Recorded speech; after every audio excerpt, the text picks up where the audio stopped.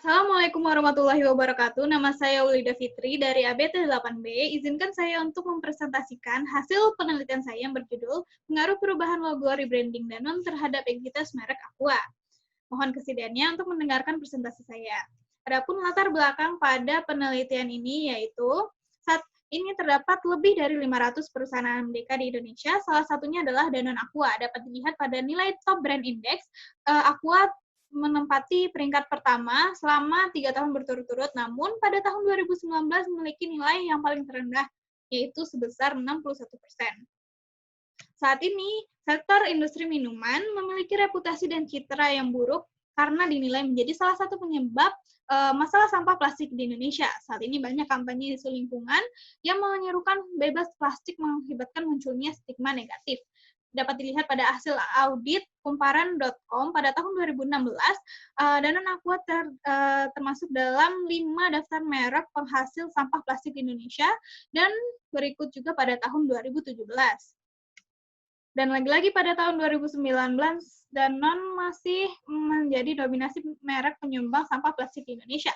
Selama 3 tahun berturut-turut, Danone termasuk dalam 5 merek penyumbang sampah plastik terbesar di Indonesia. Untuk menghilangkan stigma negatif, memperbaiki pasar dan reputasi masalah, Danone Aqua mengubah strategi persaingan dengan melakukan rebranding. Perubahan strategi ini cenderung berpengaruh menciptakan identitas dan image baru. Pada Februari tahun 2018, Danone Aqua melakukan proses rebranding dengan meluncurkan logo dan slogan perusahaan baru, One Planet, One Health, yaitu rebranding Danone Aqua bertujuan untuk mencerminkan visi One Planet, One Health, yaitu melindungi bumi. Logo dan slogan adalah elemen merek penting yang dapat memberikan nilai positif. Logo memiliki kontribusi potensial terhadap ekuitas merek.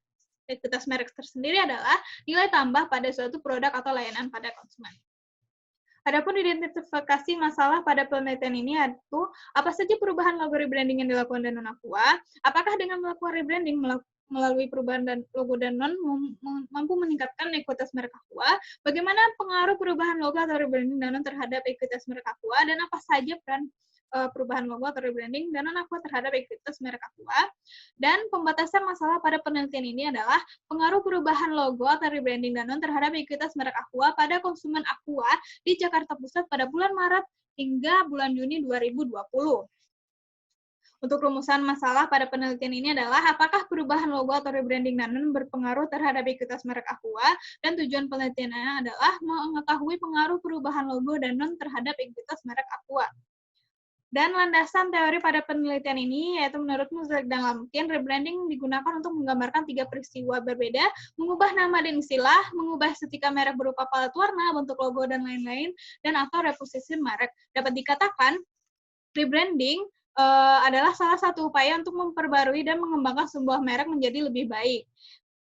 Dan untuk ekuitas merek menurut Kell dan Kotler, yaitu nilai tambah pada suatu produk dan layanan kepada konsumen, yaitu bobot yang diberikan oleh konsumen kepada sebuah merek yang dapat mempengaruhi tindakan konsumen dan merupakan strategi pemasaran bagi perusahaan.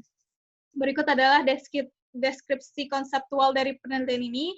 Perubahan logo atau variabel X yang terdiri dari bentuk logo, perubahan slogan, perubahan logo dan slogan, dan deskripsi konseptual ekuitas merek variabel Y, yaitu yang terdiri meningkatkan ekuitas merek, meningkatkan loyalitas, dan menambah kepercayaan.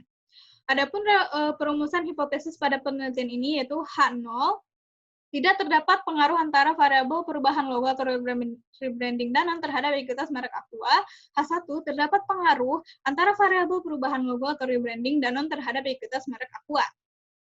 Metodologi penelitian yaitu waktu penelitian dilaksanakan pada Maret sampai Juli 2020 dengan bantuan Google Form dengan populasi konsumen Danone Aqua di Jakarta Pusat dan sampel sebesar 96 konsumen Danone Aqua di Jakarta Pusat yang diperoleh melalui Lumus Lumshow.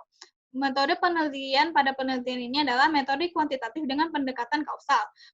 Pengumpulan data yaitu primer melalui kuesioner, sekunder melalui buku jurnal dan penelitian terdahulu.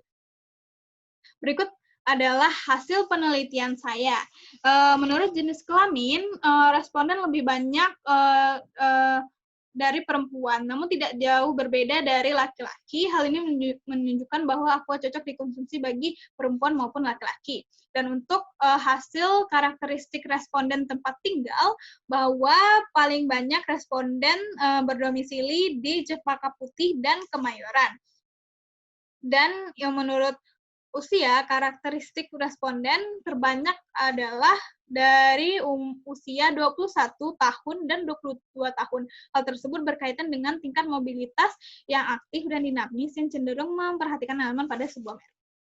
Berikut adalah hasil validitas. Hasil validitas untuk mengetahui validitas suatu instrumen. R hitung harus lebih besar daripada L tabel yaitu 0,200.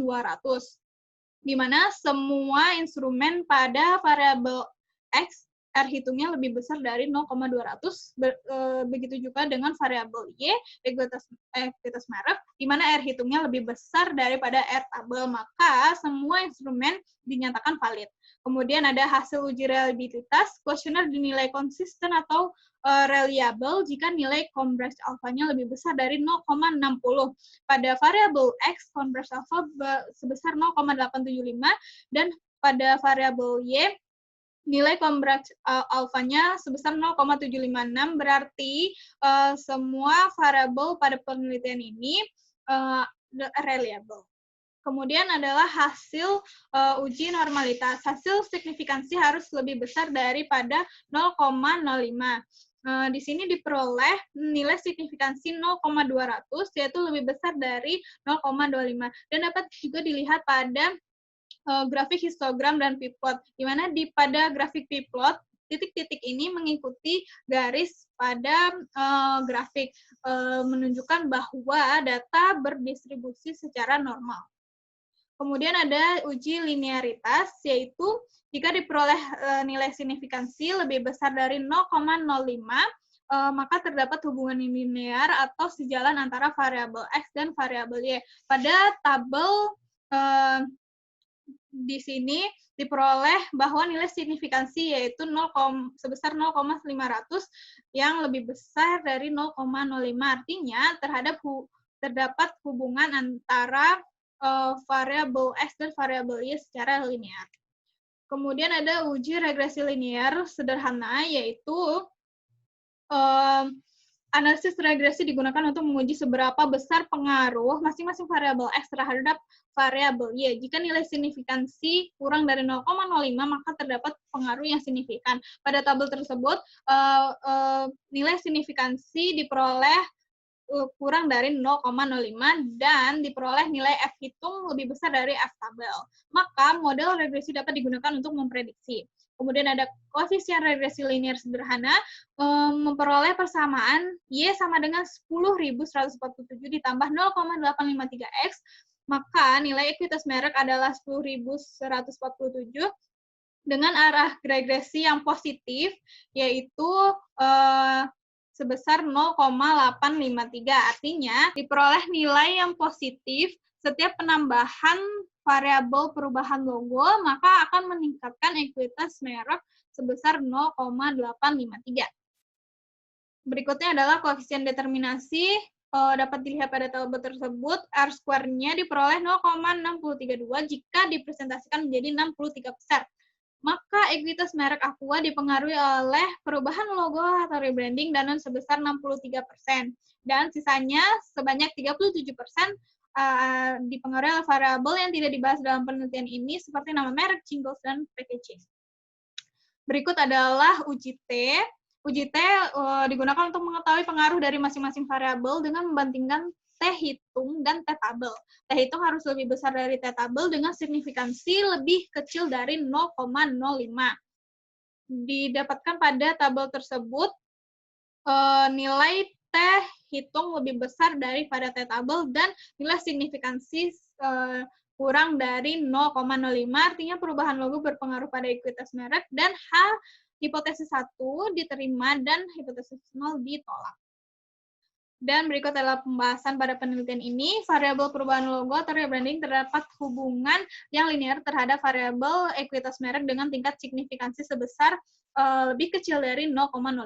Diperoleh arah regresi positif dengan persamaan regresi Y sama dengan 10.147 ditambah 0,853X, hasil dari uji koefisiensi determinasi atau R kuadrat sebesar 0,632, yang artinya kuat dan berpengaruh perubahan logo atau rebranding terhadap ekuitas merek adalah sebesar 63%.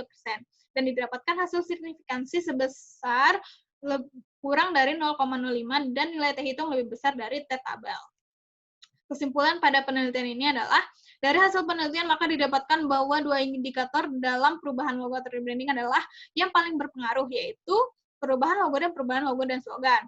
Berdasarkan uji analisis regresi linear sederhana, pada penelitian ini diperoleh arah regresi positif dengan persamaan regresi Y sama dengan 10.147 ditambah 0,53X.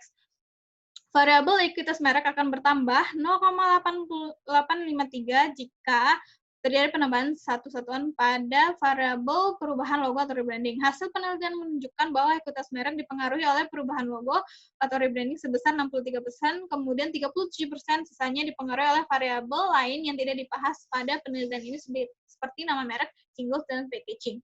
Berdasarkan uji T, pada penelitian ini diketahui pengaruh signifikan antara variabel perubahan logo dan rebranding terhadap variabel ekuitas merek. Didapatkan nilai signifikansi lebih kecil dari 0,05 dan nilai T hitung sebesar 12.707 yang lebih besar daripada T tabel dengan 1,98552. Dan saran saya untuk perusahaan, yaitu berdasarkan hasil penelitian penulis, menyarankan pada Danone Aqua untuk meningkatkan dan mengembangkan faktor-faktor perubahan logo atau rebranding seperti perubahan slogan dan perubahan logo dan slogan, sehingga konsumen teredukasi dan mengenali logo dan slogan baru yang diluncurkan oleh Danone Aqua bahwa perusahaan memiliki komitmen untuk menjaga kesehatan bumi. Dan kedua, penulis berharap perusahaan dapat mempertahankan logo dan slogan sebagai bahasa komunikasi yang membuat konsumen tetap menjadikan Danone Aqua sebagai pilihan utama air kemasan, sehingga dapat menyampaikan visi perusahaan kepada konsumen dan memberikan nilai tambah dengan persepsi dan arti yang dibangun dari perubahan logo tersebut. Sekian presentasi dari saya. Terima kasih atas perhatiannya. Lebih dan kurangnya mohon maaf. Wassalamualaikum warahmatullahi wabarakatuh.